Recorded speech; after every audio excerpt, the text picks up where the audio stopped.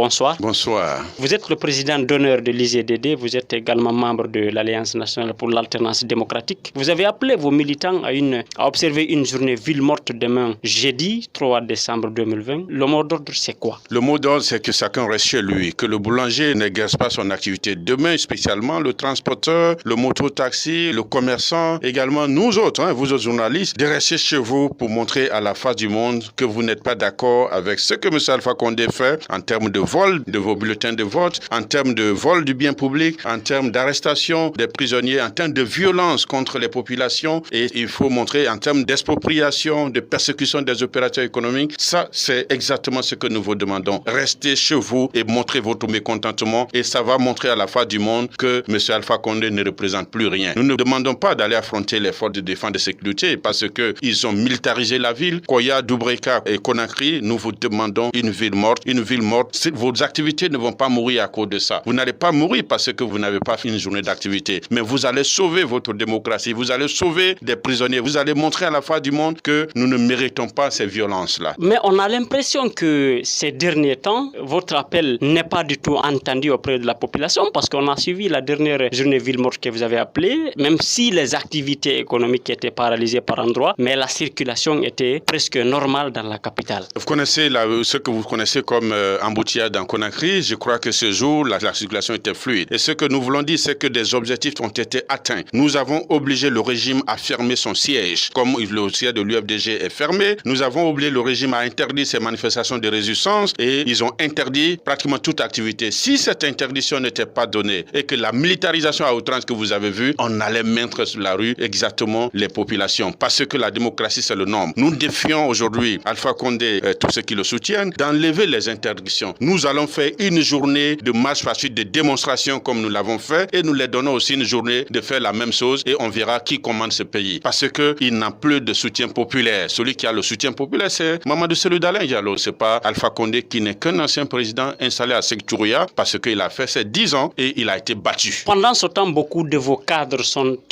actuellement en prison, sont à la maison centrale de Conakry. Est-ce que vous ne pensez pas que le combat s'annonce difficile? Le combat s'annonce difficile parce que c'est un dictateur qui refuse carrément de céder le pouvoir. Nos amis qui sont en prison, et d'ailleurs, ce ne sont pas que les leaders que vous connaissez. Il y a plus de 350. D'ailleurs, hier encore à Ouanidara, ils ont arrêté des centaines de personnes, des innocents, ceux qui ne sont pas connus. D'ailleurs, nous demandons aux journalistes d'ouvrir leur micro à ces innocents qui sont dans des prisons et qui ne sont pas des hauts cadres, qui ne sont pas visibles. Ils sont là, ils souffrent. Les parents payent énormément d'argent pour leur libération et d'autres subissent, d'autres meurent. Donc, nous pensons que absolument ces prisonniers démontrent une fois de plus que le régime n'a que des prisonniers politiques. Oui, nous sommes solidaires de ces frères et ça fait partie de la lutte pacifique qu'ils sont en train de mener parce que ceux-ci n'ont rien fait du tout. Ils sont innocents. Ils ont été arrêtés uniquement à cause de leur appartenance politique et à cause de notre victoire parce que le régime n'a pas accepté sa défaite. Comment vous qualifiez d'ailleurs ce que les citoyens de Ouanidara sont en train de vivre actuellement suite à la mort d'un policier? Sur place hier, le général Bafoué a annoncé un dispositif de ratissage dans l'ensemble des quartiers de la commune de Ratouma. Nous demandons au général Bafoué d'arrêter de menacer les populations parce que ce qu'il vient de démontrer montre une fois de plus que nous avons raison. Nous avons imposé à l'oppression la non-violence. Depuis la proclamation de leurs résultats, ils ont fait des provocations avec des arrestations de nos leaders. Nous n'avons pas réagi. Les populations ont montré qu'ils sont non-violents. Et là, Cellou a montré qu'il est un leader non-violent. Et aujourd'hui, ils ont trouvé cet alibi de dire qu'un motard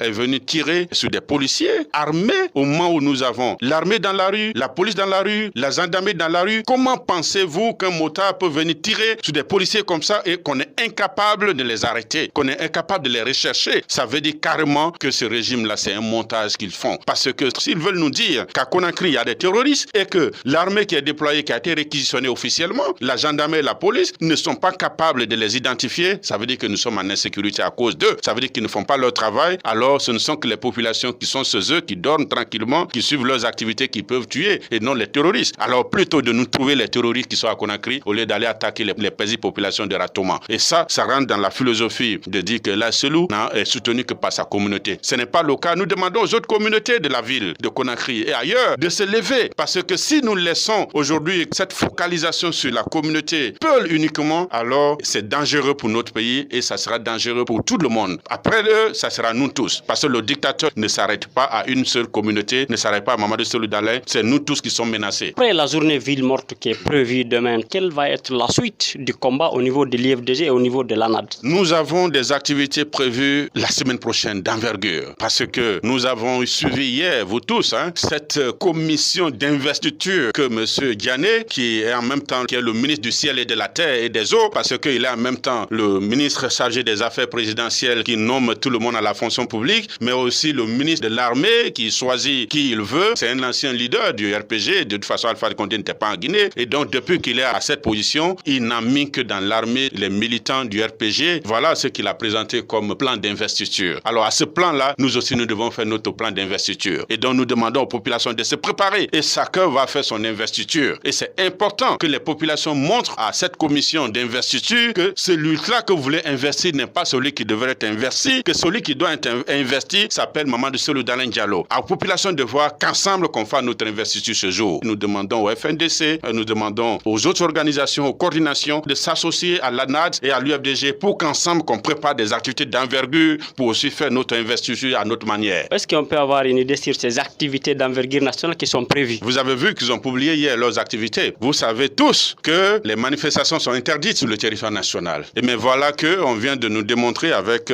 cette commission qu'il y aura des manifestations d'envergure du côté de ces organisateurs de coups d'État. Et nous aussi, en fonction donc de leurs activités, nous allons consulter nos partenaires. Nous ne pouvons pas vous dire clairement que mais ça sera d'ordre national et international. Parce qu'à ce jour-là, ça sera la confirmation du coup d'État de M. Alpha Condé. Que tous ceux qui ont lutté contre le troisième mandat, que tous ceux qui ont pensé qu'ils pouvaient faire partie Alpha et obtenir l'alternance dans les urnes, que tous ceux qui, de près ou de loin, veulent que notre démocratie survive, nous devons tous nous lever. Nous verrons ce qu'il faut faire comme activité, mais nous n'allons pas rester assis face à cette imposture. Monsieur Haba, merci. Je vous remercie.